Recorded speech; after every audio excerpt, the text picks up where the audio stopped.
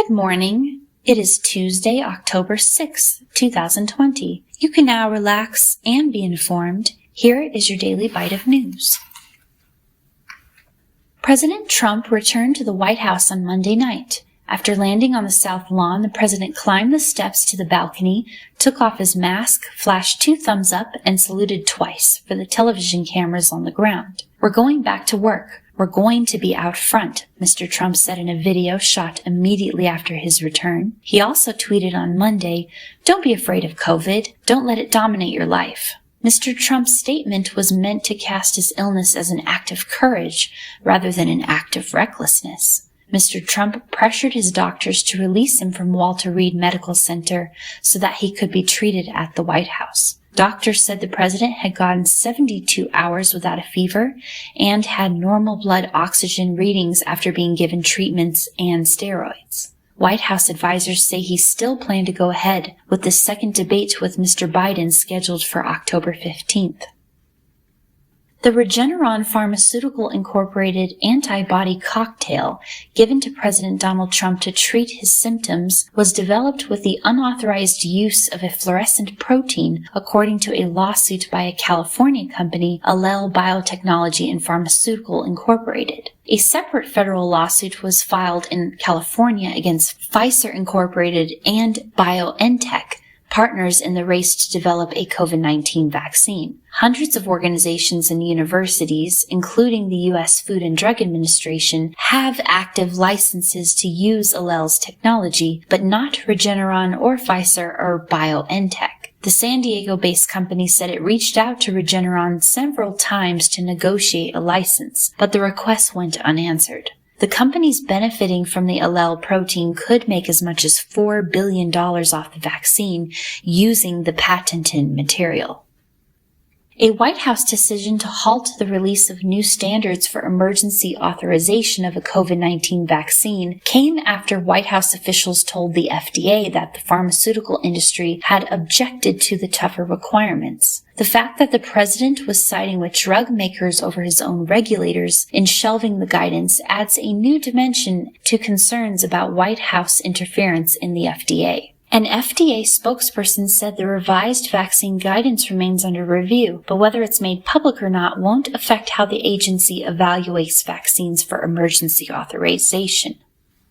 On Sunday, Mayor Bill de Blasio made a sobering decision to ask the state to roll back openings of businesses in virus hotspots in Brooklyn and Queens in New York City, pending approval from Governor Andrew Cuomo. But Mr. Cuomo said he would not yet approve closed non-essential businesses. The more pressing problem, he said, lay in schools and houses of worship. New York Governor Andrew Cuomo warned Monday the state could move to shut down religious institutions that do not agree to comply with restrictions on mass gatherings during the pandemic. Cuomo was critical of efforts by local authorities, arguing that their enforcement efforts in hotspot zones to date had failed. He noted that New York City took just 26 enforcement actions on more than 1,000 reported violations at bars and restaurants until the state took control of the situation. Vice President Mike Pence and Democratic vice presidential nominee Senator Kamala Harris will face off in their debate on Wednesday at the University of Utah in Salt Lake City. It will be the first and only debate between Pence and Harris before the election on November 3rd. Susan Page, the USA Today Washington bureau chief, will moderate the debate. Hurricane Delta continues to rapidly intensify with a dangerous storm surge and water levels of 7 feet expected within parts of the northern Yucatan Peninsula off Mexico beginning Tuesday night. It's forecast to make landfall on the U.S. Gulf Coast around Friday.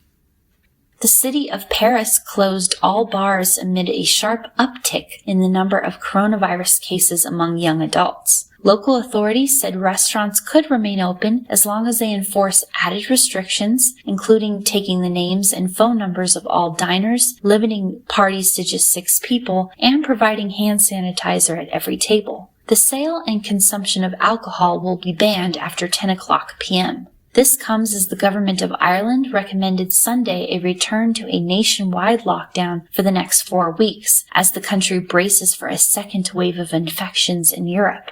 However, the Prime Minister of Ireland, Michael Martin, ultimately decided to only place bans on social gatherings and cancel all sports events. Pubs and outdoor restaurants shall be allowed to continue. This decision was influenced by economists warning that imposing a 4-week lockdown now would threaten state finances, already set to record a 2020 deficit topping €20 billion.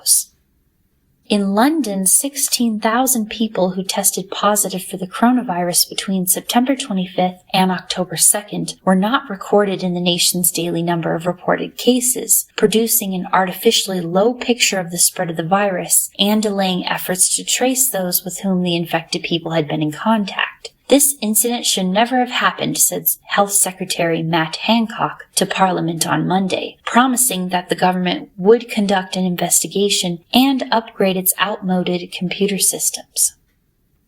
Iran's coronavirus crisis worsened on Monday with a record number of deaths and new infections as the capital, Tehran, went into partial shutdown for a week. The restrictions in Tehran, which went into effect on Saturday, include fines for anyone not wearing a mask in public. The government ordered the shutdown of schools, gyms, cafes, cinemas, beauty salons, museums, and mosques, even for Friday prayers.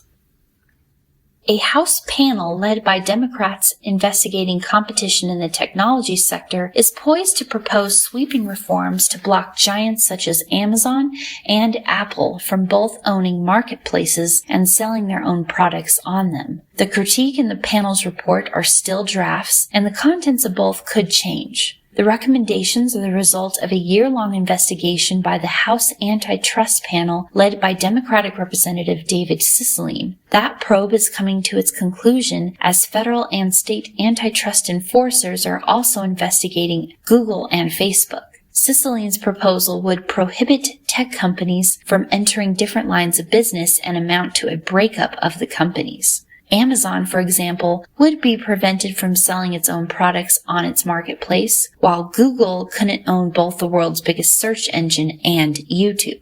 And Apple would be barred from owning the App Store and offering its own apps. The draft report would also recommend legislation that would require the tech companies to allow users to easily move their data from one website to another.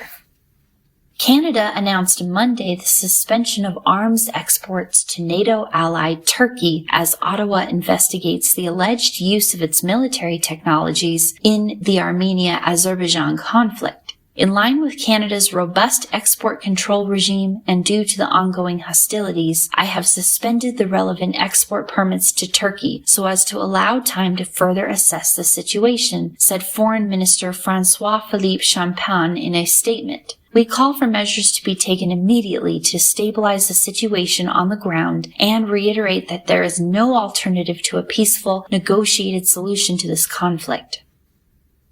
Elon Musk's SpaceX won a $140 million contract to build missile tracking satellites for the Pentagon, the U.S. Space Development Agency, SDA, said on Monday. SpaceX, known for its reusable rockets and astronaut capsules, is ramping up satellite production for Starlink, a growing constellation of hundreds of internet-beaming satellites that Chief Executive Elon Musk hopes will generate enough revenue to help fund SpaceX's interplanetary goals. Under the SDA contract, SpaceX will use its Starlink assembly plant in Redmond, Washington, to build 4 satellites fitted with a wide-angle infrared missile tracking sensor supplied by a contractor. Both companies are expected to deliver the satellites for launch by 2022.